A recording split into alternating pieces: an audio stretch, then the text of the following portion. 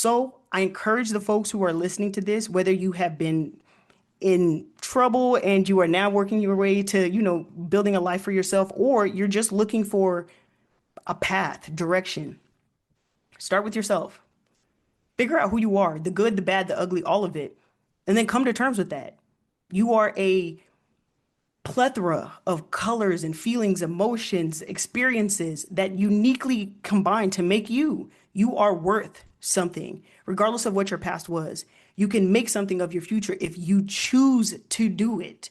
That's the big thing. The world doesn't owe you anything.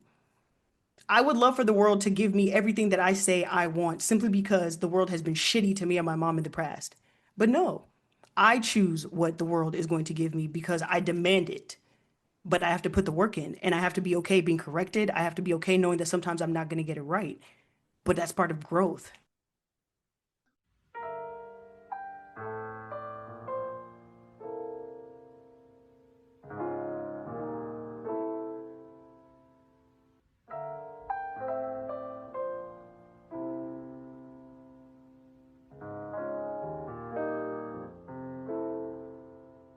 Hello and welcome to the Stay Free Forever podcast, episode 17.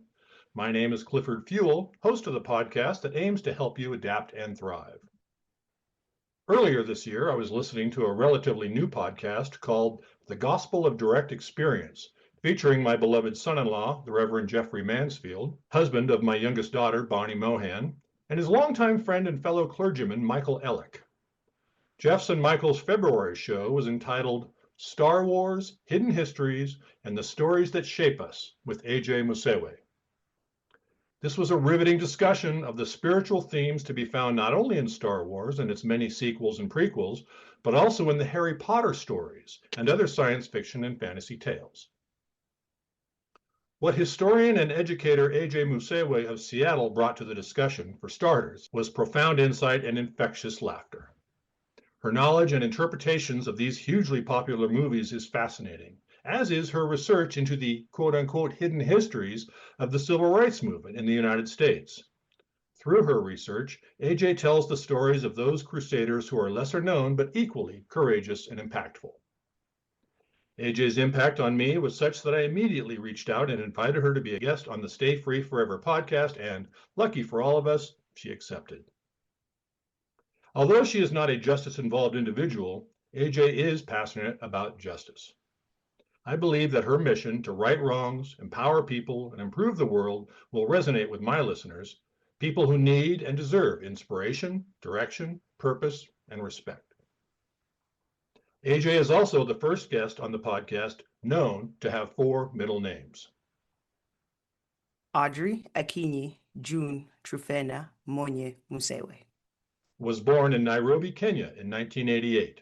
Her mother is a scholar and the founder and director of a school, clinic, and community center serving her ancestral village and a large portion of Western Kenya. Her father is an agricultural consultant with the Gates Foundation. Through her organization, the With Reverence Co-op, AJ lectures and leads and gets students of all ages fired up about the history of Black people in the United States so that the civil rights movement remains as active and relevant today as it has been for centuries. When asked about a memorable school she attended, AJ singled out Garfield High School in Seattle, often described as 2 schools in one for its history in the heart of the Black community and its struggle to serve all equally since the neighborhood has gentrified. AJ says, quote unquote, it was a crazy experience with fights, cops, and more. Let's get to that more, shall we? Welcome to the Stay Free Forever podcast, AJ Musewe. Thank you so much. I'm so happy to be here. And I'm really happy to have you here. So for me to have said a portion of your name would have been considered disrespectful. Yes? Yes. We typically, the kind of ironic thing about being named after an elder who is held in high regard is you can't really use their name. So my mom doesn't even really call me Trufena or Monya. She would probably say Twena because every name has a nickname to it. So my mom, if she wanted to refer to me as her grandmother, she would also say Dana, which is my grandmother in Luo. If she ever says true pneumonia, I know I'm in trouble. So luckily, she doesn't typically call me that. But yes, it is disrespectful in a way for us to use the name of our elders, regardless of who it is. So just out of respect for my great grandmother, I typically tend to be the one to say it. Fair enough, and I appreciate the coaching on that. Of course. So, what do you, if anything, do you remember about your brief early life in Kenya? Well, I get to go back fairly often, but what I do remember is, oh, I was a bougie kid. I was a city kid through and through. My mom worked some incredible jobs. One of the last jobs that she worked before we came to the States was at Total. My mom speaks 7 languages. Like, I don't know. It kind of was like if Sex in the City, if those 4 ladies had one of them had a child, that's pretty much what my life, my life was like. I lived a very comfortable life. My mom owned a 3-story house and a car by the time I was 5. She had multiple businesses. So I would say I lived a very cushy, privileged life comparatively even to my cousins. And then you moved to the States when you were 7. okay, so Yeah. you had a Yeah. good 7 years in Kenya, and then maybe a degree of culture shock, perhaps? Absolutely. I'm pretty sure the first thing I wanted to do was go to McDonald's because that's what we saw. But then, yeah, the kind of smart aleck in me started to pop out. I had a stepbrother, and we got to the States around October. Actually, coming up was Christmas, and for us in Kenya, Christmas was just Jesus's birthday. You know, you have a cake, you sing, and then that's kind of the end of it. The family has dinner. But when I got to the States, you know, the kids in my school were like, "Oh my God, Santa's coming." And I was like, "Who is Santa? And why is he going to everybody's house?" So finally I got home and I asked my stepbrother and I was like, "Hey, who's this Santa guy? Like everybody's talking about him." And you know, he tried to explain it. He's like, "Yeah, there's this guy, he comes, he gives you presents, he leaves them under a tree." My first question is, why is there a tree in the house? Like what is going on in America? Like what is happening? And why is some strange man coming in and leaving presents? Like why is nobody concerned about this? Then, of course, I started asking questions, and I said, "So, how does he get into the apartment if there's no chimney? Like, this is weird, you guys. Like, America's a little odd." Outside of that, it was pretty easy to adjust because a lot of the Western kind of privileged customs and opportunities were the same ones that I had in Kenya. Because again, I did not grow up in the village; I was a city girl, so it was pretty easy to adjust. And I lost my accent fairly early. I would say school was probably the hardest adjustment because I spoke English as my third language. They automatically put me in ESL. And within a week, they realized I was pretty much smarter than every other kid in the class. And so they took me out. But those kind of systemic things were the hardest things for my mom to understand. But those are the ones that I grew up being able to kind of navigate better. And so I had the typical immigrant experience of having to help my mom navigate some of those, regardless of how brilliant she is. The American system is quite confusing for no reason. Or for certainly reasons hard to understand, I imagine, especially coming in from an African nation. Yeah, and I also think Kenya is probably one of the more westernized nations, I would say. I think if I was to speak for the Luo tribe, my tribe, we definitely jumped into the Western affinity feet first, cannonballed into the deep end. We still have a lot of traditions and customs and culture, but they're not as tangible and not as visible. It's kind of just in the ways that you interact with your elders and such. But yeah, I'm not really surprised that Kenya is the way it is, but we are a spicy group. I will say that out of all of the countries in Africa, I'm very, very proud to be from Kenya for sure. The acculturation process for you included movies, TV shows. I was really impressed on the podcast, your deep knowledge and able to articulate why you followed Star Wars and Harry Potter so well. I don't want to repeat the or take steal the thunder from folks who are going to go listen to that episode, but talk a little bit about that, please. Sure. I have been blessed with legacy. Is the easiest way I can kind of say it. My family is very influential in our village because of, I would say, probably my great great grandfather on my grandpa's side and my great great grandmother on my grandma's side. My great great grandfather was introduced to the missionaries around 12, and he jumped into it because he understood that that was going to be the opportunity, the best opportunity he was going to get kind of out of the poverty that he was experiencing. And we don't use poverty in the same way. It's not necessarily poverty of like money specifically, but like poverty of resources, right? You don't know what you don't know. And so once you're exposed to those things, then your world gets a little bigger. And because of education, my great grandfather decided that all of the children in his family would be educated regardless of gender. So as my grandfather was coming up, that was just what he knew. My mother being born the firstborn of 10, as a woman, she was supposed to stay home and take care of the rest of the kids. And then the other kids would get to go to school. And my great grandfather was like, absolutely not. Like, she has to go to school. So the legacy of education is kind of the biggest thing about Luos that we loud over everybody. I have a best friend who went to go get her hair braided, and the lady who was braiding her hair is a Kikuyu woman who's the biggest tribe in Kenya, and kind of our rivals. I would say like a Duke, North Carolina type of thing. And they were talking, and my best friend was like, "Oh yeah, my best friend is from Kenya." And the lady immediately asked her like, "Oh, what tribe?" And my friend said, "She's Luo." She goes, "Oh, I bet you she has a college degree and she likes to read." And my friend was like, "Actually, she does." Like, that is exactly who she is. So as I'm growing up and understanding who my family is, who my mother is, and kind of what our lineage is about, I started to understand what responsibility I have in either continuing that legacy, growing that legacy, or possibly even destroying that legacy. So Harry Potter and Star Wars for me were just like lessons, right? Lessons that I could take from. So Star Wars teaches me that grief is such a tangible thing that it can literally shift the way that you see the world. I can remember at 10, my mom always telling me, like, one day mom is not going to be around. I want you to grieve, but not fall apart, because grieving is just a part of life. Our family has been hit really hard with HIV/AIDS, so we understand the cycle of life and death in a very intimate way. And then Harry Potter teaches me, like, if you have a legacy and you are true to your convictions and you are working for the greater good rather than ego, you can accomplish really, really great things. So for me, Star Wars and Harry are kind of a tale of what happens when an individual, a kid who is given this kind of bigger than life mission, what happens when you go either one way or the other. And I have a bigger than life mission. I've pretty much been raising myself since I was 15 because my mom has to travel back and forth to go back home to the village. So I understood by the time I was in my early 20s, maybe even late teens, that I have to have myself together in order for my mom to be able to do the things that she needs to do because it's bigger than me.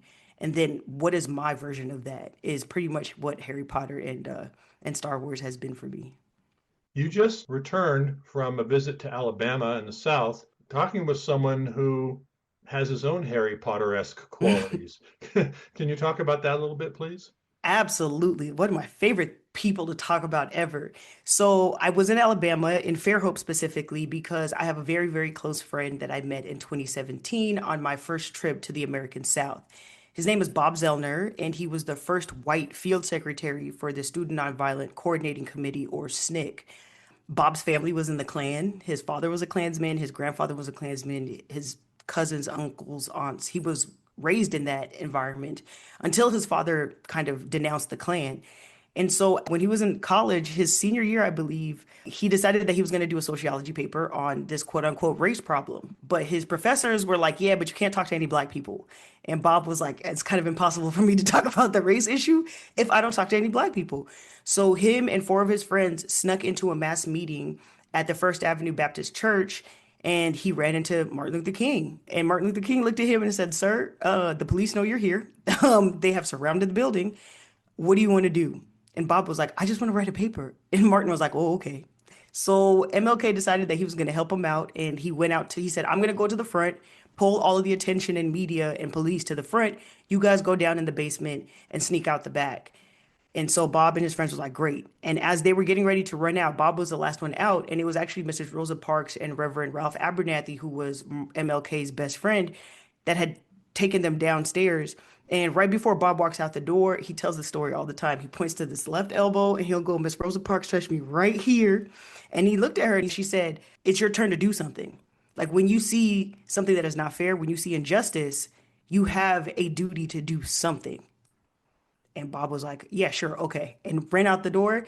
Luckily, they made it back to school, even though they were foolish goats, and parked their cars right in front of the church. So four of the students were suspended, but Bob was like, "I'm not leaving school." He completed school, and somehow he found himself in Atlanta, and he was interviewed by Jim Foreman, who was the executive director of SNCC at the time. And by 1960, 61, Bob was the first white Southerner to be part of the Student Nonviolent Coordinating Committee. So fast forward, He's lived a long life. It's been heavy, it's been difficult, and he's reaching the end of his life. And after 2017, when we met, we just clicked and we became thick as thieves. We're extremely mischievous when we're together. We laugh at all the like most ridiculous dad jokes. And it's been an honor being able to take care of him in the best way I know how. So he asked if I would be able to come down and help him sort through some of his documents that have been in storage for decades. And my goodness, the things that I found, like it was incredible. I found posters from the Jim Crow era from 1931 that, restricted folks by race. I found the first one of the registration papers that had all of the names of the folks that were getting together before SNCC was created at Shaw University, which is the alma mater of Mrs. Ella Baker. I found first edition of Toni Morrison books. It was incredible, like pictures of the Klan. I found his father's birth announcement from 1912. And so being able to like offer physical time to Bob is probably one of the greatest gifts I can give him. And then I just get to hear stories. I get to sit at the foot of an elder who has lived so much life and glean lessons. And that's why I really like I have such a soft spot for my elders. In our tribe, we say when you lose an elder, you lose a library. And so I tend to spend a lot of time talking to Bob, asking him questions like, yes, Snick is awesome, but what did you guys do when you guys disagreed? How do you problem solve? And after he left SNCC, he started an organization called GROW, Grassroots Organizing Work, where his job was to try and bring together former Klans members, Black union laborers, and the everyday person into some sort of community. And that's the part that I find most fascinating is how do you work towards building a community that takes care of all, but also still acknowledges the individual struggles that a person goes through. So yeah, it's been kind of the adventure of my life getting to know Bob and hearing the stories about the folks we read in history books. And he's like, oh, yeah, I remember playing poker with Chuck McDew. Or when I was at Parchment Prison with Chuck, we had to share this book and he had the first half of the book and I had the second half and all of that. So I think there are a lot of lessons that our elders can offer us, but I don't think we have fully figured out how to bridge the generational gap for our elders to listen to us and for us to also acknowledge the lessons and the ways that the elders have paved a path for us. So that's kind of what I like to noodle on when I'm not noodling on whatever else. Your retelling of that Rosa Parks encounter at the back basement door of the church is pretty darn faithful to the movie Son of the South, which is based on Bob's book. Oh yeah, the young Black lady who is kind of with Bob throughout the movie is a combination of a lot of really amazing women that Bob has worked with. But yeah, it was pretty true. If you do watch the movie again, right at the beginning when the Bob character is getting ready to be hung, the person who goes, "Hang him," that's Bob Zellner. Good to know. Yeah, so if you watch it again, that's the Bob literally is yelling out, "Hang him," A because little of course he is. Hitchcockian cameo. Exactly, exactly. A lot of people, when they drop names that everyone recognizes. AJ Musewe tends to drop names that are frankly head scratchers. Some of the people who are lesser known who have paved the way for all of us. Who comes to mind? Ooh, I have my big three. First one is probably Mrs. Fannie Lou Hamer, and then Bob. Obviously, I'm really good friends with Bob. It is a unimaginable honor when he introduces me to people as his daughter. Like what greater gift than Robert Smalls. After the end of the Civil War, we had the Reconstruction period, depending on the historian you talk to, between 1865 and 1877, when Rutherford B. Hayes becomes president. The federal troops are pulled out of the South. During that time, Robert Smalls essentially stole a Confederate steamship and sailed it into Union waters, taking along 17 people, including his wife and children. After that, he became a captain in the Union Army. Even though they didn't call him a captain, they called him a wheelman. And for the rest of the Civil War, he literally just like navigated around the waters that he had been working in around Charleston. After the end of the Civil War, he becomes a congressman. He builds a school. He starts a newspaper. And then he goes back and he purchases the house that he and his mom were enslaved in, which is still in the Smalls family today, obviously taken care of by the National Park Service. And I had done a podcast previously where I was gushing about Robert Smalls, and I just kept calling him my main man, Rob. And somebody sent it to Robert Smalls' great great grandson. And so he had come on a show and he did an interview with me, but I could not talk because I just kept staring at him. And I was like, oh my God, like Robert Smalls is your great great grandfather. Like I was freaking out. And so I encourage people to kind of learn those lesser known names as much as possible. Like I introduce them to them, and then hopefully the curiosity takes them further.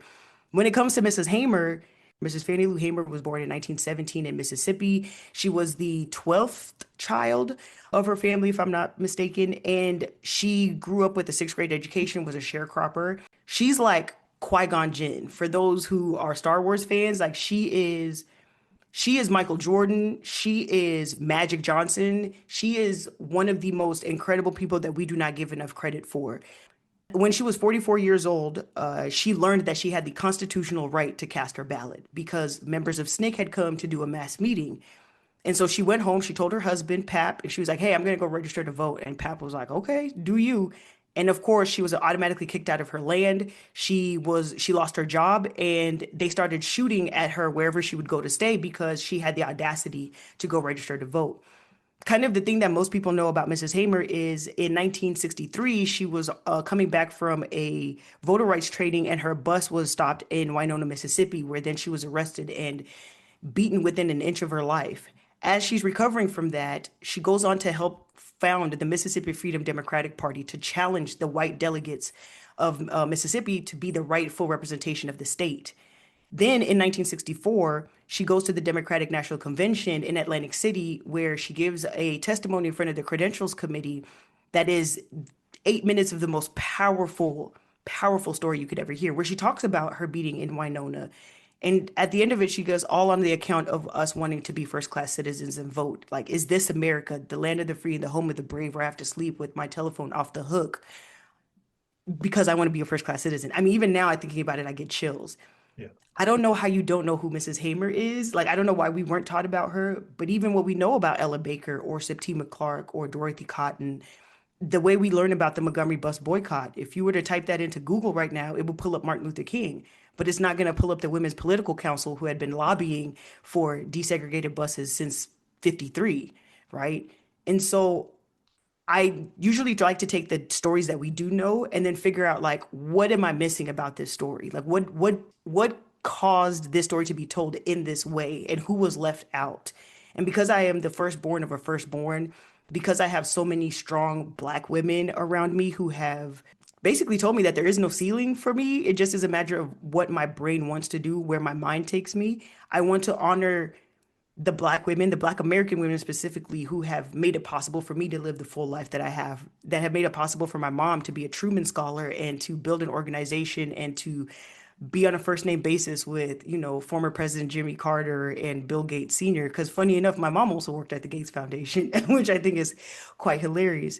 So these women, like the Mrs. Hamers, the Joanne Robinson of the Women's Political Council, Georgia Gilmore, who created the Club from Nowhere, which was a group of women that would cook food and sell them to maintain and sustain the Montgomery bus boycott.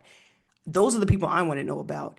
Because if you think about, let's say, for example, the March on Washington in 63, right? You have 250,000 people there to listen to folks talk. Who are those 250,000 people, right? I'm sure some of them are giving up jobs, opportunities, whatever, to be there to show solidarity to the people who are fighting on the front lines of the movement.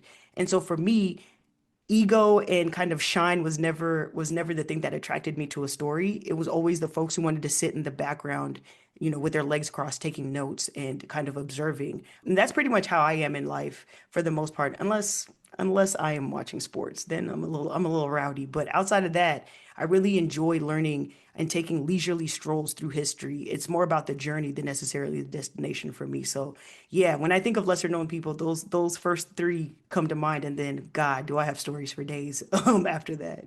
One of the things about your character that I've noticed and that impresses me, and I think is part of your success and will be part of your future success even more, is the gentle way you go about educating.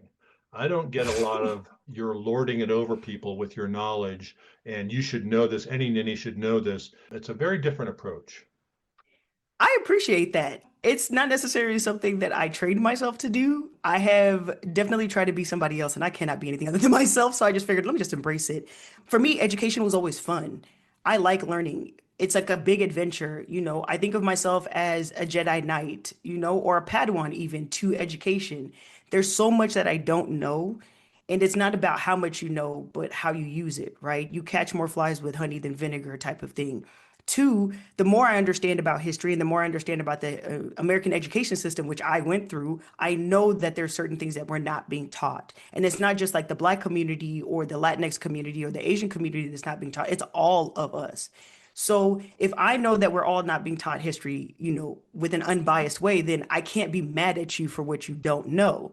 Now that you are interested in learning, why would I beat you over the head, about what you don't know? So whenever I do my sessions, I have three ground rules, and the first one is always no knowledge shaming. I'm not interested in embarrassing you. I don't want you to feel bad because at the end of the day, I need you to come back to the table. I know you're going to put your foot in your mouth. I know you're going to make mistakes. So this creates an environment where you are allowed to make those mistakes if you are willing to be corrected. Now, if you're not willing to be corrected, absolutely, I can handle you real quick, but that's not the type of person I am. That's not the type of person I want to be. And for me personally, at the end of the day, I want to go to bed knowing that I did my best. And sometimes the kindest thing you can do to somebody is to not say something. But if we are in an education space where you are choosing to be here and you want to learn, then okay, let's do it. I can gently steer you and guide you and offer you tools and then tell you you are and like just kind of take the mystery out of it. You're going to make a mistake, right? Also, I live in Seattle. There's about 13 Black people out here. So I know you don't have a lot of interactions and engagements with Black people either. So taking all that information in, it allows me to use my natural, I guess, personality to create an environment that allows people to want to learn, which is why I always say, your lightsaber is your tool of curiosity. Use it, wield it. Sometimes you have to cut things down. Sometimes your lightsaber is for protection, but a lot of times your lightsaber gives you kind of an extra tool to be able to go out and be brave, right? At any given time when you started a job, you didn't know a bunch of things. You stumbled, you made mistakes, and then you figured out the system the more you learned. History is pretty much like that. So I try to find examples of what folks may be more familiar with and then apply that to the way that I teach. And also, I just like telling stories. You can always disarm somebody with a really good story. A current story that is on my mind has to do with Google and recently settling a lawsuit brought by a whole host of Black employees who felt that they were being discriminated against and had examples, had receipts, as they say today. And Google chose to settle to the tune of $50 million or more. And it's not even yet decided who all these people are. People can still come forward if they felt they've been wrong. But I could just hear in the back of my head all these people saying, oh, these people, they complain about stuff and they talk so much that the company feels shamed into settling. And Google said as much. We don't think we did anything wrong, but we're going to settle because we want to move forward, blah, blah, blah. Your thoughts? Oof, that does not surprise me at all. So there's an interesting kind of phrase going around on social media, depending on what side of social media you're on, and they're calling it Black fatigue, which essentially is a lot of biased white folks saying that they're tired of hearing about Black people's issues, quote unquote. The funny thing for me is how Google is losing money not just because of the settlement, but because of the lack of diversity that they willingly are participating in. There's an economist named Heather McGhee, and she wrote a book that talks about what she coined as the drained pool theory. And she uses the example of public pools that were around in the 30s, 40s, and 50s that were everywhere, right? There were community spaces, barbecues, birthday parties, community events, whatever were held in these spaces. Then when you started the fight for integration with the civil rights, with the modern civil rights movement, I should say, all of a sudden now, rather than integrating the pool, you shut the pool down. So now nobody gets to go to the community pools. Then you start to see a rise in pools in people's backyards, right? So rather than expanding community, you shut community down. And what's fascinating about that is as we are entering this kind of next phase of political nonsense, you're noticing a lot of white folks say they don't know how to build community. They don't know how to be in community. It's like, well, you destroyed community for the sake of segregation. So when you think about what Google is doing as far as AI or whatever the case may be, you get more robust results when you include more people, which means then the people that see themselves in those Google engineers or whatever want to use your product. Because a lot of times Black folks will vet something for each other. Like, hey, have you tried such and such? Like for me, all my friends go to the same medical professionals because somebody went to one person and was like, "Oh yeah, I like her. Like you guys should all go to her." We went to the same eye doctor. We go to the same dentist, right? Because you feel safe. Those people are all diverse. And I think the difficulty is people looking at the pie as a finite thing and not that the pie grows the more people we add to it. This idea of America being the melting pot, the wood that fuels the fire of the melting pot is the hard work of black and brown people, but the people who get to eat the soup are white folks. So this doesn't really surprise me. I think what is going to be interesting is how black engineers respond because now we're starting to see more black folks create their own businesses and not be interested in building community with white folks, which then immediately reminds me of Tulsa, right? When you're thinking about black towns, a lot of the reasons why black towns exist is because white folks were like, we don't want to be around you. So black people are like, okay, cool, we'll go do our own thing over here. You have Tulsa, Rosewood, Seneca Village that was in New York, all these black towns that then were destroyed because white people were like, wait a minute, what do you mean we can't come in there? What do you mean we can't engage, right? Money passed hands 13 times within the black community in Tulsa before it even left and went to the white community. So I think there's something fascinating about Google shooting itself in the foot with this, because if you had just been like, okay, let's just add more chairs to the table, you would be making more money and you wouldn't have to spend 50 plus million to resolve something that would have made you richer anyway. So it's like if it's your bottom line, diversify literally for your bottom line. You will get more money with more diversity. But if you don't, that's fine. That's your business. And I think that what we're seeing right now is a lot of black people, particularly black women and activists, being like, yeah, for the next 4 years, I'm cool. Because black people and brown people, we know how to survive in oppression. We know how to survive in really harsh, unimaginable conditions and still find joy. And so I think people assume that our oppression is something that we find joy in. It's like, no, we find joy in spite of the oppression. Like you can't get me down. So I'm proud of of the engineers and folks of Google, but also I'm not surprised at all. It's just Google throwing money away at the end of the day. What haven't we talked about in this first third of the podcast that you think is important that people ought to hear from AJ Musewe? I'll honor my mom with this one. So I was raised by a high achieving type A, couldn't have a better kid if you wanted type of parent. And she is very structured. She has boxes and places for everything. And then she gave birth to a wild child. Okay. I don't do anything by rules, code, nothing. But my mom understood that I needed a certain level of freedom to kind of tame my wild, reckless passion for learning and everything else that I do. And so she gave me three simple rules, right? The first rule is try and live a life of purpose. She would tell me all the time, I didn't bring you into this world to take. You need to leave these spaces better than you found them. The second one was do the right thing, especially when no one is watching. If you're doing it just for the sake of others watching you, you're not doing it for the right reason. And the third one is be kind. And whatever you do, you don't know what somebody else is dealing with unless they tell you. And so the best thing that you can do for you and for the other person is just to be kind. And I think that is the way that I try to live my life. Anything that I need to engage with or deal with falls somewhere within those three rules. So those are the three things I would offer folks as they're navigating. And also to say it's okay to make mistakes, right? Mistakes are a part of life. My mom has told me many times that she doesn't care how many mistakes I make. She only gets mad at me when I make the same mistake over and over because it means I'm not learning a lesson from that. But I would say, yeah, that's my mom's philosophy, but I've pretty much adopted it as my philosophy because it's led to me having, a happy and fulfilling life.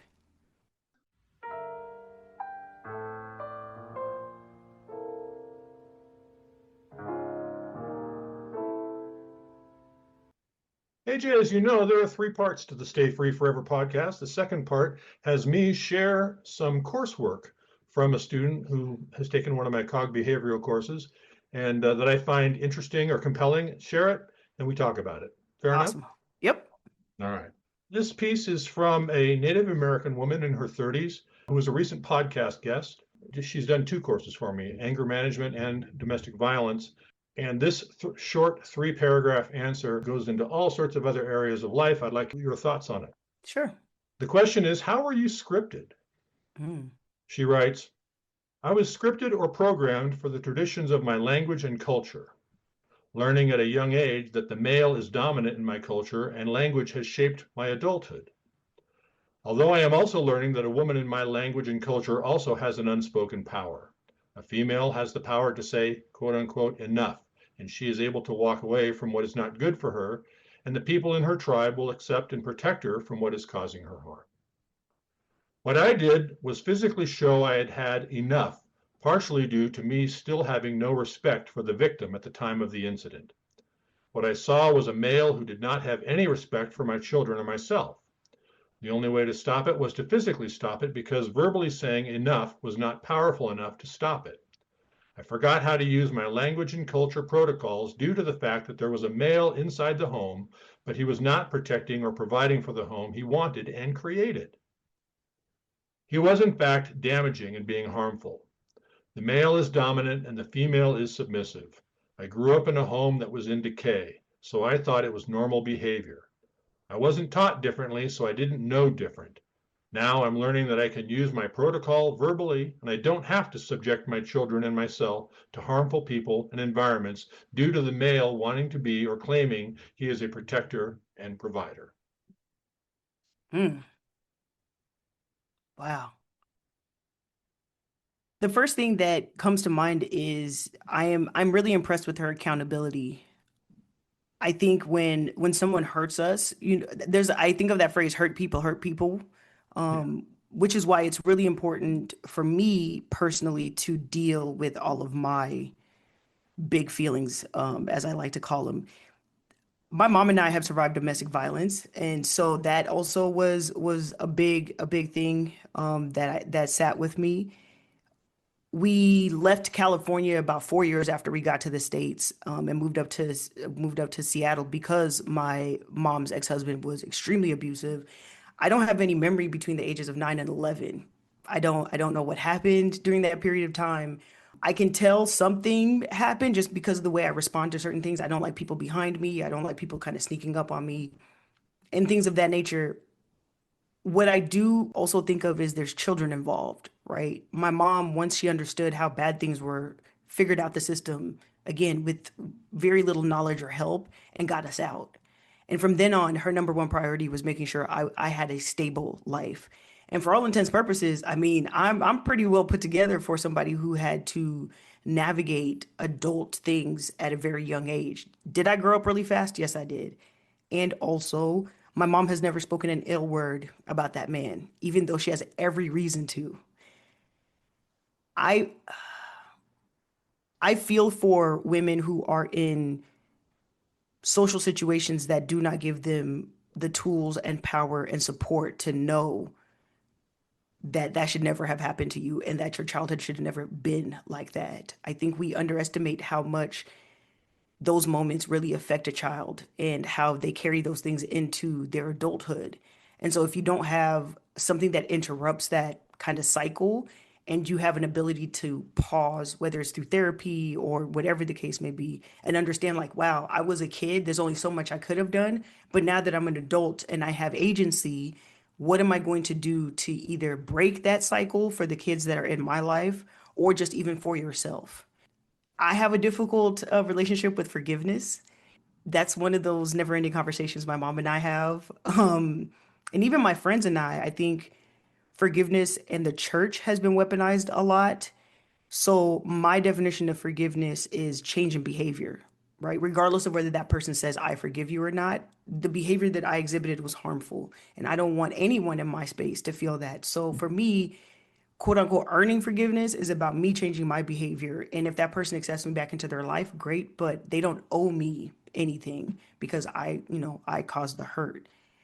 I really hope that this lady has found peace. I hope that she also gives herself some grace because at the time you were doing the best that you could. And now, which is why accountability is the thing that kind of popped up. Now that you know better, you're doing better. And that's the best that you can do. And there are times you'll stumble.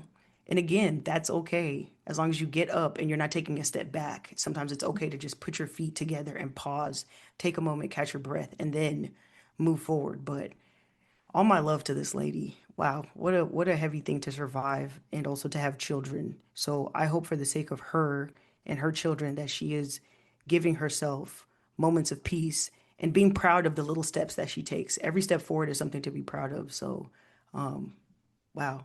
Oh, I want to give her a hug. I'm sure she'd appreciate hearing that. If I'm honest with myself, AJ, one of the reasons I think I wanted to have you on the podcast is because you're light years ahead of the curve that is now being faced by the Native American people in this country. Because I live minutes from a huge Native American reservation, and I work daily with people who are in that reservation, justice involved, trying to get the scratch together to pay for a course that they've been court ordered to do. We drive across that reservation and we see homes that are completely littered with vehicles and junk and these falling down trailers, and people live there, and it's easy to cluck and say, oh my, if they would just clean up, you know. But they've got some generational trauma going on for them that they have yet to address. There have been flurries, such as with Alcatraz and the AIM movement, but they're way behind the way Black people have claimed their space. And Mm, I think that your experience, your insight might just have some value for people who are wondering, yeah, but what can I do? There's so much mm, alcoholism, there's so much drug abuse, there's so much abuse by the authorities, there's so much keeping us down. What hope do I have? mm. Oof. Yeah.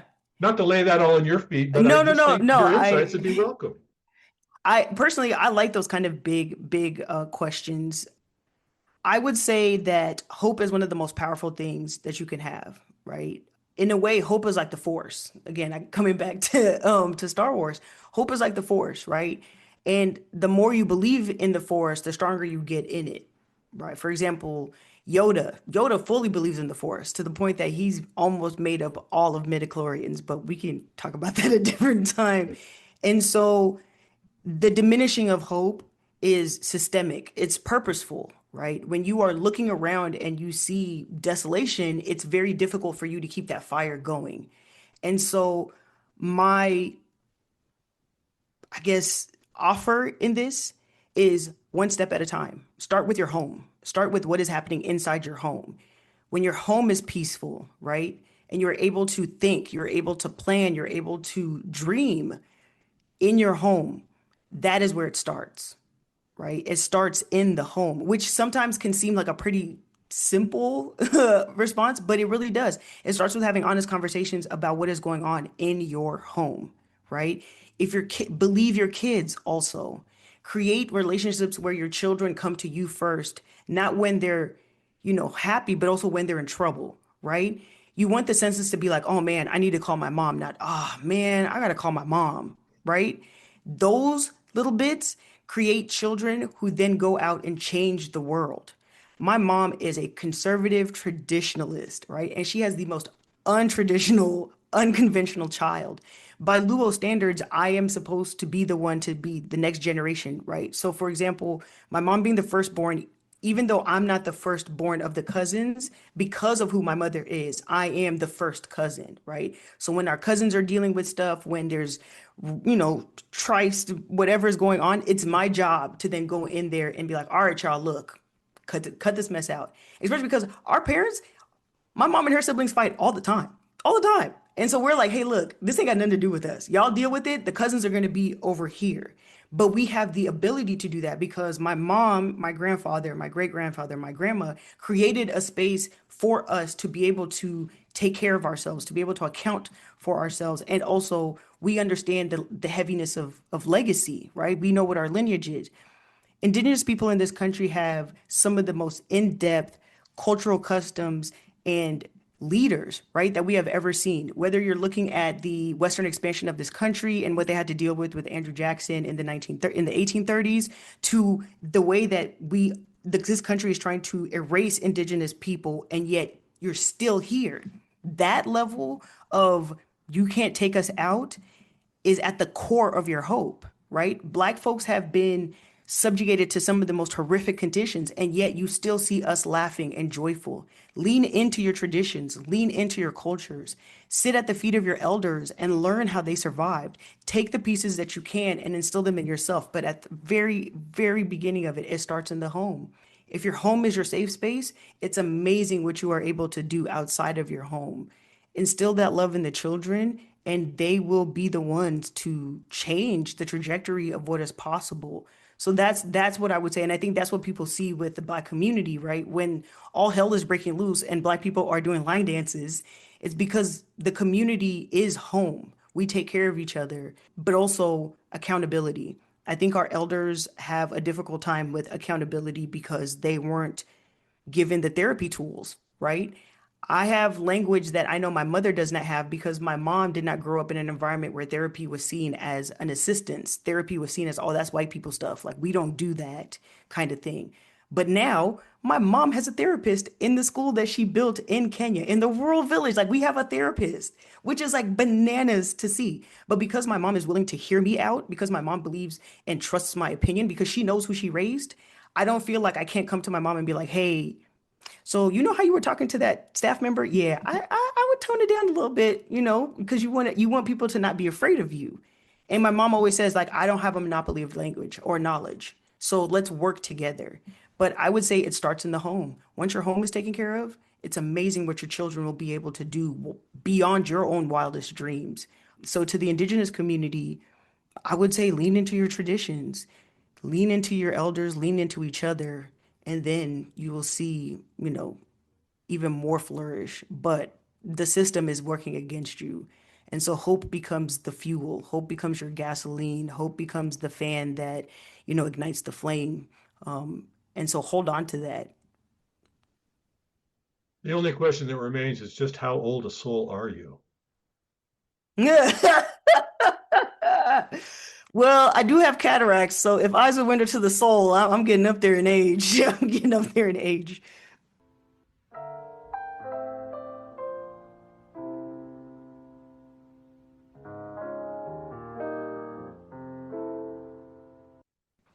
As you know, there are three parts to the Stay Free Forever podcast. And the third part would have each of us share a passage or a quote that we find meaningful and talk about it. Who would you like to go first? Mm.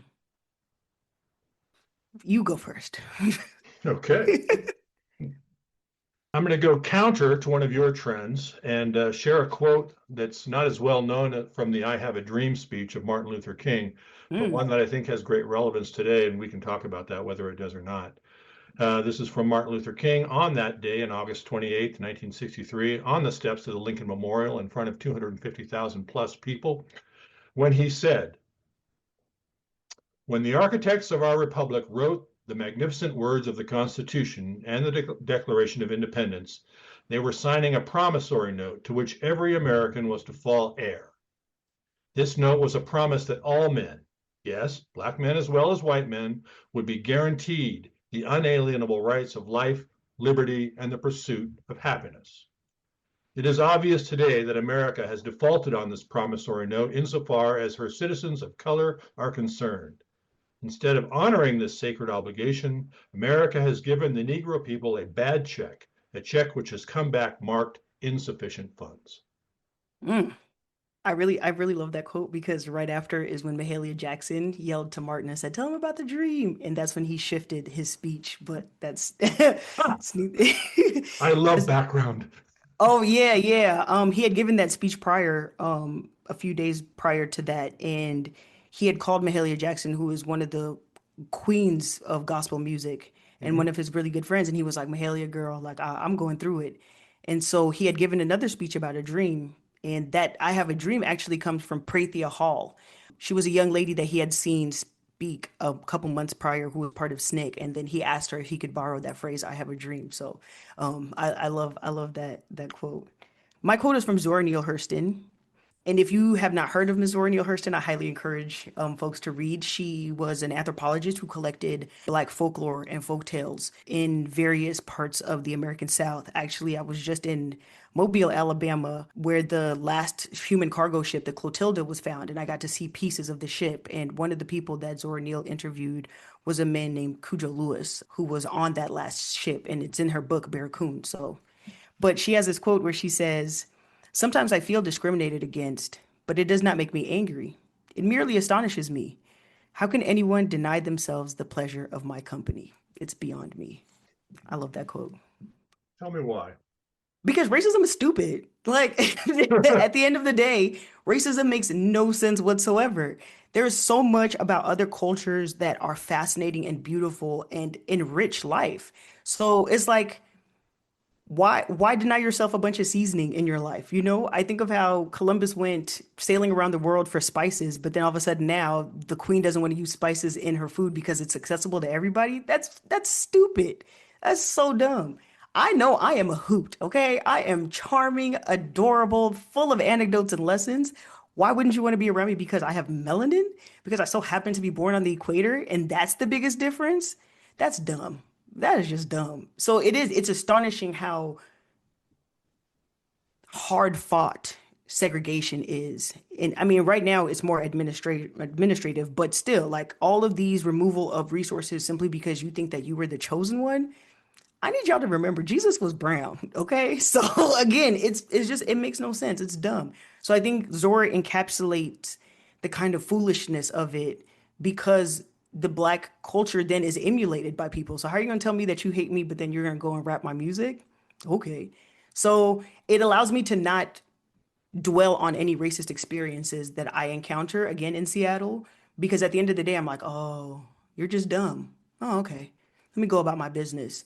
And it doesn't stick with me. There are obviously going to be moments that are hurtful, right? But for the most part, I love myself so much and the people around me that you can't shake that. And so it is. It's astonishing. And I think that's just like the sociological brain I have. But yeah, I love that quote. Yeah, that's a very good quote. And it reminds me of the people who have low self-esteem. So many, and it's Mm, ingrained in particularly in, I would say, in women in society. There was a documentary done once decades ago about how often women say "I'm sorry" in mm, life. mm, They put cameras in grocery stores, for example, and two people would come around a corner with their carts, and whenever it was a man and a woman, the woman would always say, "I'm sorry," and scoot around. And I catch students of mine doing this all the time. They'll say, "I'm sorry." I'm saying, you have no reason to apologize to me. We simply had a miscommunication about scheduling or whatever it is. You need to hold on to your power a little bit, and no, instead of saying, "I'm sorry, I'm late," say, "Thank you for your patience." Something like that. Just turn the narrative a little bit. And I find that comes out of your quote as well. Absolutely. I think perspective is really important in the way that we navigate the world. You can keep yourself in these kind of negative situations that then have an effect on your mental health, or you can shift your perspective. You know, I tend to do that a lot when I'm engaging with folks who may be rude, you know, especially let's say like service folk who are in the service industry. I can imagine how stressful it is because the service industry, you're not well paid, your hours are probably super crappy, you may have kids, you may have school. And so one rude interaction, you know, unless you're calling me out my name and calling me, you know, whatever, but if it's just like, oh, you're maybe a little short or maybe a little snippy, I can pause and say, wow, that person could be going through a lot. So let me chill. But I do agree with you that women are put in a position where we have to be more, I don't know, accepting of like crappy behavior, and yet that's not the way I was raised. Cause look, my mom don't play that. She she doesn't. And because of how patriarchal our tribe is, my mom has gone completely against the grain. And again, that's why I say it starts in the home. When your child sees that, right? I can remember being maybe 19, 20. And in our tradition, when an elder walks in the room, everybody stands up, right? We even have a specific way in which you shake an elder's hand. You put your right hand out and then you hold your right hand with your left, right? That it takes two of my hands to shake one of yours. When I was about 19, we walked into a community meeting and the elder stood up for my mom when she walked in. And I can remember the just like, even now I get chills because I understand culturally what that means for my mom to be the one to receive that type of respect. Now she was just like, y'all can sit down. My like, please sit down. Because my grandfather was still alive at the time. But even my grandfather stood up, right? My grandfather was my biggest champion. I miss him desperately because I wonder what he would think of me now. But also, my grandfather was not about making me cower, right? He believed in my decisions, he supported my decisions, and he created an environment where all of his grandkids, especially his granddaughters, could stand tall and know that one of the most important people in our village, in our community, had our backs regardless of gender. So yeah, I think it does start in the home, but you also have to want it for yourself. And that means being braver. It means being okay being as seen as like the villain because you know you're not the villain. And so a lot of it is a sense of self. I know who I am. So if somebody was to say something about me that I know is not true, it's like, all right, cool, because my people know what's true and what's not.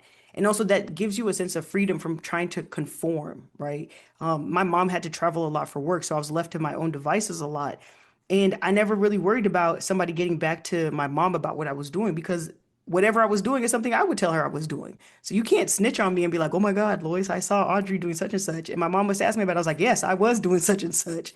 Like, because I know who I am. So humility can be a hindrance, but it depends on how you engage with humility, you know? And if you're a badass, you're a badass.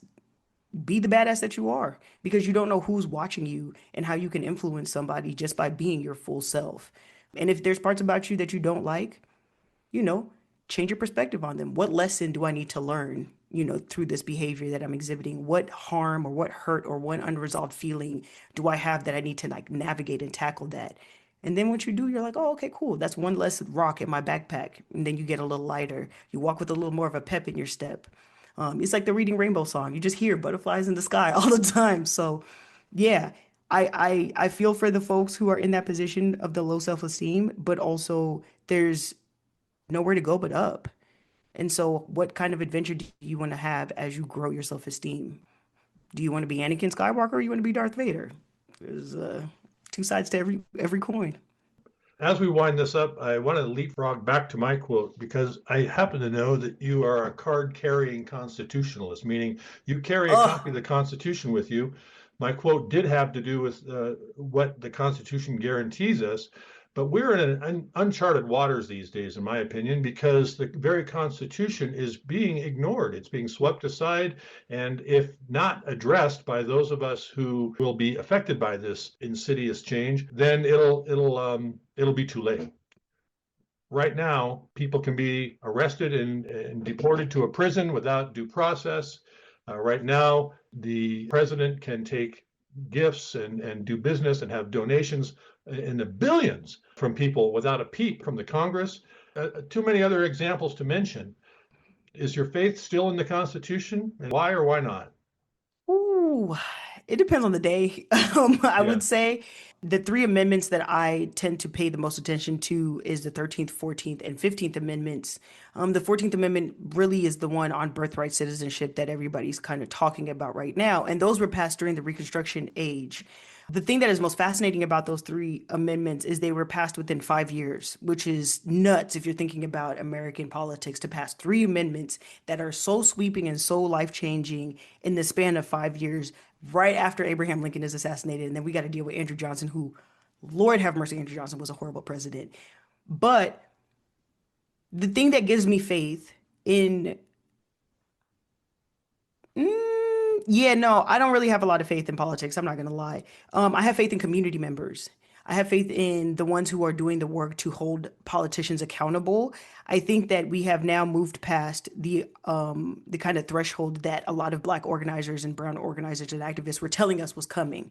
For example, forced sterilizations have been around, really kind of kicked off with the Buck v. Bell case in 1927 during the height of the eugenics movement. After that, forced sterilizations were happening left, right, and center, but they were happening to marginalized communities. And so a lot of white women were like, oh, that doesn't bother us. It doesn't affect us. Then we had Roe and a lot of Black organizers and brown organizers like, hey, you guys, we need to work together to codify this into law. And they were like, no, it's no problem. As soon as Roe was repealed, the white voices were like, oh my God, you guys, we have to come together to like make this thing because it affects all of us. And it's like, oh, it affects all of us now because you're getting touched by this thing, which reminds me of the drain pool theory. We have had many moments in this country where we had opportunities to kind of stop this from happening, and we did not take those opportunities. I would recommend a podcast by Rachel Maddow called Ultra. It's 2 seasons, and it talks about the kind of white nationalist movement that took place in the 1930s, 1940s, and we had an opportunity to stop them, and we did not. There's a famous picture of the brown shirts at Madison Square Garden, all throwing up Nazi hand signs. Then you get into Watergate, which is one of my personal favorite things to talk about is Watergate. You Hmm. get into Watergate. We could have handled that situation in a way that would have prevented more tomfoolery, but we did not.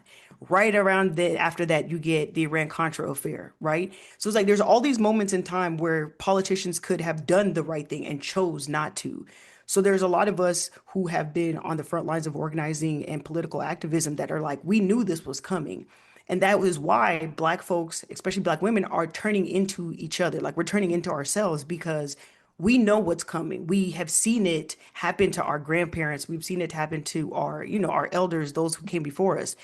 It brings me a lot of pain that Bob has done so much work during the civil rights movement in the 50s, 60s, 70s for him to be right back to where he was, right? Now Bob is getting ready to leave the country. He's like, I'm tired.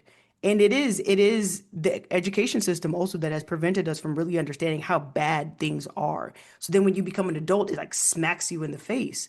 So, with that being said, yes, I still believe it's important for folks to vote. I still believe it's important for folks to attend city halls and advocate for not just your own people, but for everyone, because no matter what, it's going to touch you. It's going to touch you, right? When they're removing health clinics in rural areas, it's not just to punish the Black folks, it's to punish the poor folks. If you're thinking about why MLK was, assassinated, he started talking about economic stability rather than just integration, right? He has that famous line where he says, I fear I led my people into a burning building.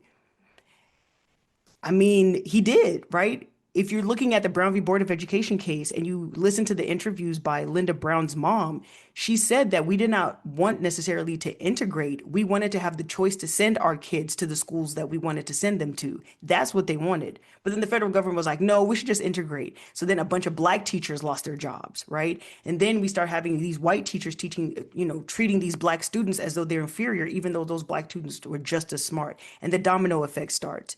There's always a reason as to why we are in the space that we're in. I think that's why I love history, because it's like, oh, these are the touchstones where we could have made changes. So what lessons can we learn from that?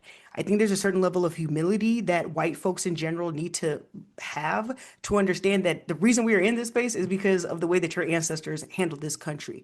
And it's not to say that you were enslaver or whatever, but you are also at a loss for resources and community because of the position that we have been put in where we're pitted against each other. And so at this point, I think the folks who are not familiar with the demographics that you and I engage with on a daily basis are in for a really, really difficult time because they've never had to deal with this before. And they can see themselves from a selfish light of like, well, if you have this, why don't I have this type of thing? But the whole, oh, I'm tired of hearing about Black people's struggles with Google, right? Just to like tie all of our conversations together. Yes. It is about figuring out what is best for the whole, right? And I love the Three Musketeers quote, one for all and all for one. That's really what it has to be.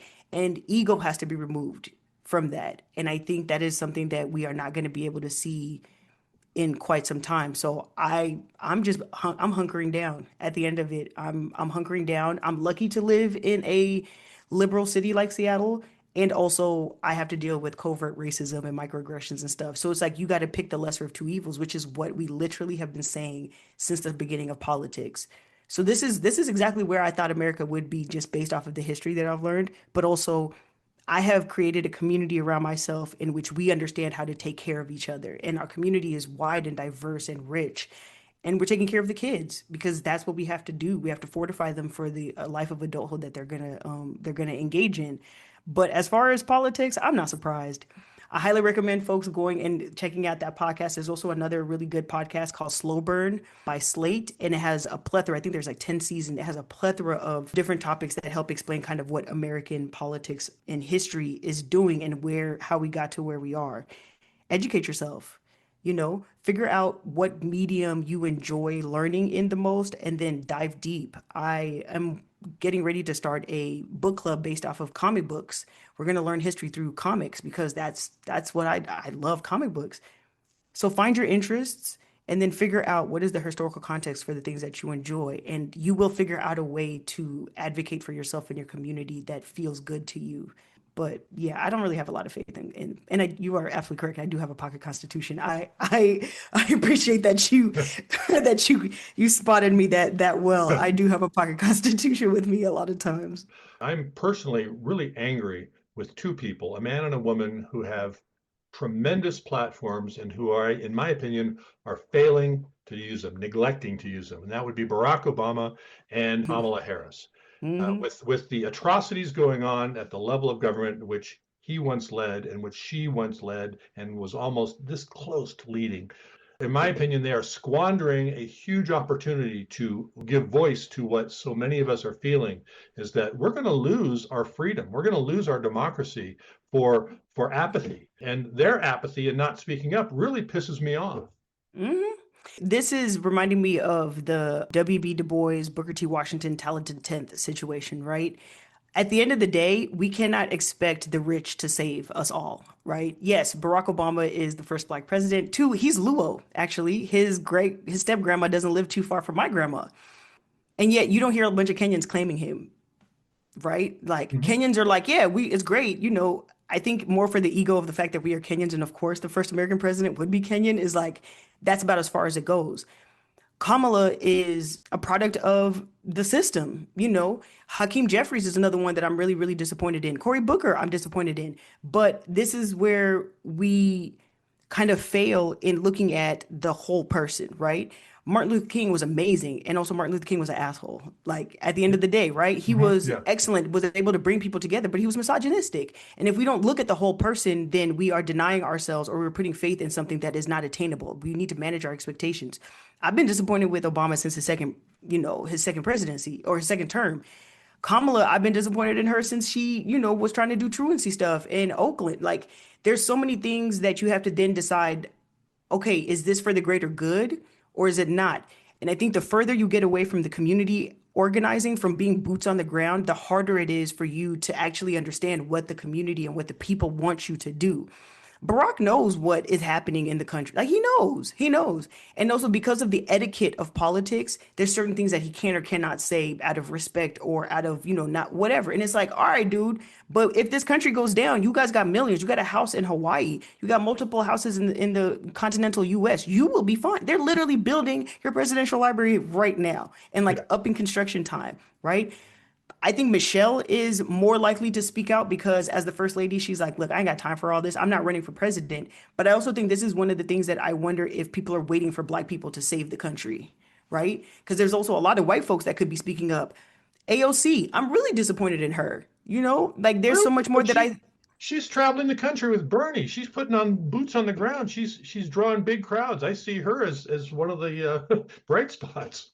I understand that, and I think because she was a community organizer, I think we wanted more from her earlier. It shouldn't have gotten to this point for her to then be like, okay, y'all, let's really start making some noise. Yeah. Yes, she's been excellent. She's been a rabble rouser, and there's also sometimes where she had to bend to the will of the system, right? Yeah. And I think that's what makes it inherently difficult when you don't understand politics. You don't understand the inner workings because they purposely keep us from understanding.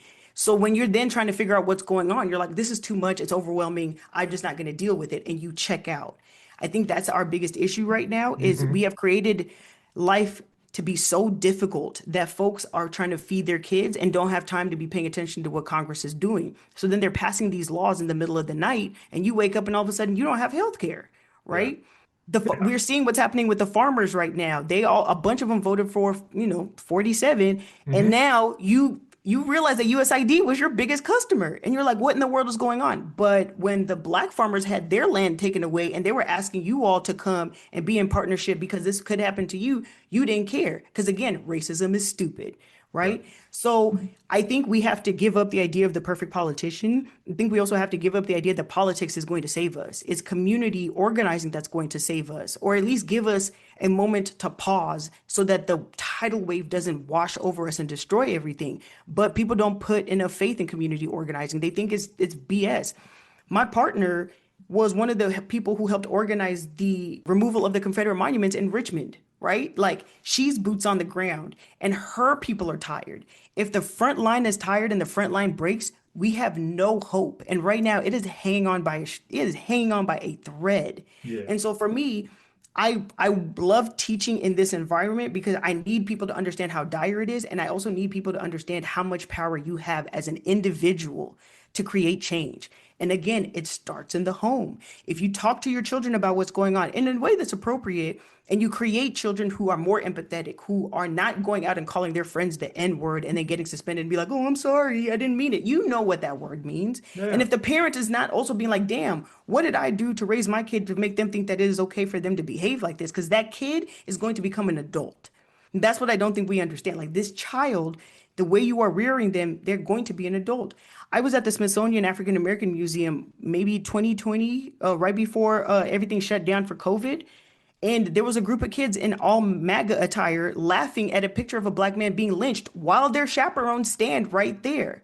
Right. And so if we are not paying attention to the way that we're talking about issues in front of our kids, like my nieces and nephews know what's going on. They know auntie's a historian. They know if their teacher says something that auntie said, that's not real, hand goes up. Allow your children to question because they inherently understand that racism is unfair, right? What do you mean I can't sit with my friend and in 1960 because they're black and I'm white? That doesn't make sense. But somewhere in their rearing, they then become the racist. They then become George Wallace, you know? They then are sitting there saying segregation now, segregation tomorrow, segregation forever. But at some point, that child did not understand race. So we are in a position where the black elders who have been telling us that this is coming are now like, okay, cool. I'm reaching the end of my life. I'm about to go and become an ancestor. This is y'all's problem now. So understand why there are people who are so fatigued that they can't pay attention to politics. You have to care about your community. You have to be okay not being the center of attention. Because again, are you doing this for you? Or are you doing this for us? But we're at the 250 mark where they say empires fall. So I guess we're Rome now, is really what it comes down to. And I'm lucky enough to have dual citizenship, so I can go back to Kenya, but Kenya's corrupt too. I mean, we're throwing shoes at our president. So it's like there's nowhere to be safe. So I'd rather my home be the safest place that I can have and then create my community around it. My partner and I, we, try to create dinners for Black women to come to the house. I'll cook. You just get a place to be where there's no expectations. People understand what you're feeling with just a look because I need to fortify the Black women in my life because it is going to be difficult when you get out into the world, whether it's corporate or you're an entrepreneur or whatever. There's an expectation for Black women to heal because we are the ones that tend to take care of the community. But now what are you going to do when that's been taken out, right? Regardless of what time period. I remember somebody sending me an article about how women had to go back to the workforce. And I said, you mean white women, right? Because Black women were never out of the workforce. And the reason why, we're seeing a lot Good of point. I mean, I'm just saying, like Black women were, there's literally laws passed that said Black women had to be working. And who were the people who were raising those children? It was Black women. It was the Black nannies that were raising the children. Then you remove the Black women from the household, and now you got a bunch of asshole kids running around who are now asshole adults. There's always a connection. We are so intertwined in the way in which we function in the world that when you are not in tuned to that connection, you sever it. It becomes like Marvel's timeline with all these different ways in which you can go rather than us having just one big, continuity. And it's like you're just really shooting yourself in the foot simply because of the color of somebody's skin and you don't want to share. And that's fine. Go be weird over there. Get out of my way and let me save and serve my community. You can either be about it or you're not. And Reverend Fred Shuttlesworth, before his passing, he had a quote that was attributed to him where he said, "There's many ways to get to the North Star. You just got to figure out what your path is, but don't block somebody else's path." Like, why do you get to care about more? Why do you get to care more about your child than my mom cares about me? My mom wants me to come home safe too. And now, because of the way that politics is, my mom is more afraid for me now than she ever was before because of what my job is, because of what I'm saying. And it's like, okay, well, whenever somebody asks, like, if you were alive during the civil rights movement, what would you be doing? Me, this, now. I am Highlander Folk School. I am going and teaching people, giving you the tools, but you have to want to engage. You don't need to, I don't need to, I'm not going to placate you. I'm not here to pat your back when you tell me, oh my God, this one time I was racist. Okay, and what are you doing about it now? I, I'm not going to pat your back and give you a cookie because you said that you had a Black friend in sixth grade named Jamal. Where's Jamal now? Do you even know what he's doing? You don't need to create false relationships with Black people. Change the way that you do your everyday things. Get a dentist or a medical provider who's a person of color so that at least you have some sort of interaction. Build that comfort. Know you are going to mess up because if you are not in community with people of color, then you are going to be awkward. That's okay. Learn how to ask questions, right? Say, hey, I was reading this book. I came across this, term, phrase, whatever. It's unfamiliar to me because I am not in the Black community. If you have capacity, I would love to talk to you about it. Or could you recommend someone that would be happy to talk to me about it? And if that Black person's like, no, I don't want to, just be like, okay, cool, great. And then go about your business because we are not here to serve you. And people are really about to feel the vacuum of Black women. And that makes me sad for a lot of folks who don't have Black women in their life. Because I feel lucky as a Black woman to have Black women in my life because I know I'm going to be okay. The energy that I put into them is the exact same energy that they put into me. So I'm fine. I think that's why I am not as like angry as what is going on right now because I'm always angry. Word to Bruce Banner and the Hulk.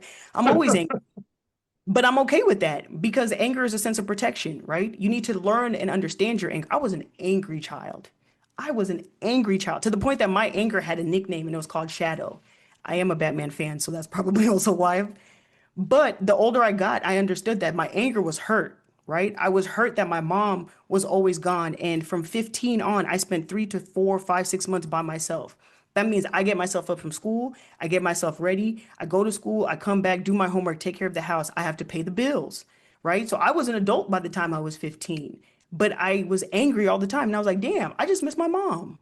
Like, I'm not old enough to understand the responsibilities that my mom has to the village, but I just miss my mom. Like, I want to go to the movies with you. I want to sit and crack jokes. My mom and I were reading Harry Potter at the same time. I think she was like a book behind. And I was like, I want to read Harry Potter with you. But the older I got, the more I understood that my mom has a bigger purpose. And how lucky am I to watch and learn by example of what one person can do for a whole village. My mom employs 700 people. That means 700 people have the ability to take care of their families. Her school now has 400 kids. A good portion of them, if not 80%, are HIV/AIDS positive and or orphans. But now they get school, they get education, they get opportunity, and it's not just an education. She takes them on trips. She ensures that their minds are expanded and they know what is possible. And this is a rural village that nobody even knows how to get to half the time. That is incredible what the community does. And she puts it back into the hands of the community. She's like, this is your school. So once a month, all the parents get together and they clean the school from top to bottom because half of those parents are the ones that built the school. They were hired as the construction workers. And this is one person just because my great grandfather decided that he was going to educate all the children. And so my mom tells the people in the village, look at what happens when you educate a girl. So we're removing the patriarchy child by child. My cousin Chi Chi is my twin. We're 4 months apart, and the family jokes that we have to be separated by oceans because it doesn't matter who says something to her, we're fighting. We don't need reason. We don't like that is my girl. She and I were raised by my mom essentially. Chi Chi is getting her PhD in biostatistics. She's now running the clinic that my mom just opened. That is incredible. And also racism prevents you from being in community with those type of people. So I encourage the folks who are listening to this, whether you have been in trouble and you are now working your way to, building a life for yourself, or you're just looking for a path, direction. Start with yourself. Figure out who you are, the good, the bad, the ugly, all of it, and then come to terms with that. You are a plethora of colors and feelings, emotions, experiences that uniquely combine to make you. You are worth something, regardless of what your past was. You can make something of your future if you choose to do it. That's the big thing. The world doesn't owe you anything. I would love for the world to give me everything that I say I want simply because the world has been shitty to me and my mom in the past. But no, I choose what the world is going to give me because I demand it. But I have to put the work in and I have to be okay being corrected. I have to be okay knowing that sometimes I'm not going to get it right. But that's part of growth. And I want to grow into the best person I can be because the legacy that has been left to me, not just by Bob, not just by Mrs. Hamer, not just by my mom, my grandma, all of those women who are in my life, it's also for me, right? I have nieces. I want my little nugget to know that she can do anything. And there's no hindrance. There's no such thing as a glass ceiling for her. But it's not just for those folks. It's for the lady that we just talked about. How beautiful is it for her to say, "Wow, I need to be accountable for my actions, and now I want to do better for my children." She just shifted the direction that her children are going to grow into in adulthood. How beautiful is that simply by her making a choice? So I think in life, as we are entering the kind of belly of the beast as far as our next 4 political years, Mhm. Find community. Humble yourself and find community. Put yourself in places where you have never been before. Educate yourself and be ready for a fight. AJ Musewe, I cannot imagine a more delightful conversation that exceeded my expectations. And I hope you'll consider coming back sometime to give us an update and talk again. Yes? Absolutely. Thank you very much. Thank you.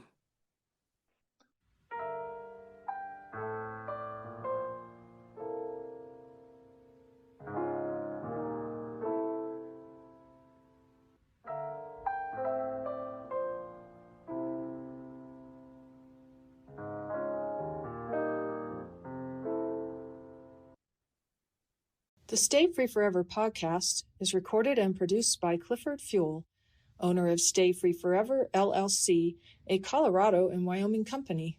Stay Free Forever provides adult and youth life skills courses via both e-learning and mailed workbooks, plus Zoom classes for any age group. Our theme music was composed and performed by James Benjamin Fuel. Editing and technical assistance are provided by Mary Tulin. My name is Molly Moore. For more information, go to stayfreeforever.com or email clifford@stayfreeforever.com.